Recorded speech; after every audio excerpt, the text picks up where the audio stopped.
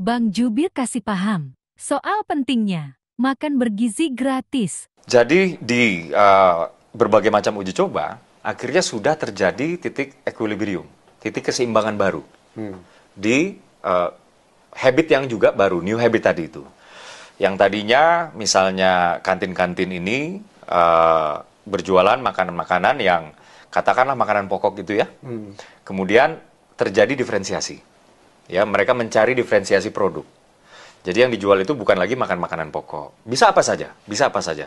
Bisa berupa cemilan, bisa berupa benda, bukan makanan, dan lain-lain. Sementara pihak sekolah juga beradaptasi, gitu. Jam istirahat yang tadinya cuma setengah jam, ya ditambahin sedikit lah. Supaya anak-anak ini habis makan masih bisa lah belanja belinji ke kantin. Kurang lebih kan seperti itu. Nah, kenapa ini penting untuk dilakukan? Bukannya ini mengorbankan atau apa, justru pihak kantin ini nggak dikorbankan. Antara kantin dan sekolah hanya perlu untuk beradaptasi. Tapi yang paling penting daripada ini adalah investasi in human capital tadi. Investasi pada modal manusia, dan kita kan udah nggak bisa nggak, Mas. 2045 Indonesia harus jadi negara maju. Kalau nggak, kita kena middle income trap. Bonus demografi nggak akan terjadi lagi. Bonus demografi nggak akan terjadi lagi. Dan untuk menjadi negara maju, kita butuh SDM yang sehat, kita butuh SDM yang cerdas, kita butuh SDM yang tangguh. Saya kasih data sedikit ya. Bagaimana kita ngeklaim SDM kita sehat, cerdas, dan tangguh? Kalau misalnya nih temuan Kemenko PMK ya, sekitar 32% ya, anak Indonesia yang sekolah, yang jumlahnya 45 juta, itu menderita anemia. Anemia itu kan kaitannya kurang gizi. Gitu. Atau sekitar 42% anak Indonesia yang sekolah itu berangkat ke sekolah dengan perut kosong. Atau sekitar 58% anak Indonesia yang sekolah itu tidak memiliki pola makan yang sehat.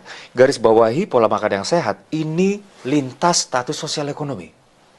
Ada yang kaya tapi nggak punya literasi soal gizi yang baik. Dikasih uang jajan 50.000 sama bapaknya, belinya mie instan. Gitu, belinya gorengan. Belinya cakwe, ya dengan segala hormat kepada pedagang cakwe ya, jangan sampai saya dibully ya. Itu adalah kearifan lokal yang patut kita dukung. Ya coba kan untuk makan siang dan lain-lain kan tentunya kandungan gizinya lah yang harus kita perhatikan. Inilah yang menjadi concern kita semua.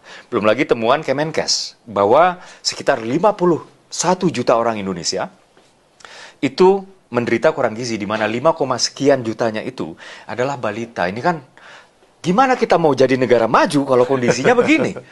Gitu, maka dibutuhkan intervensi gizi tadi. Maka ini bukannya kita mengorbankan pedagang kantin dan lain-lain ya.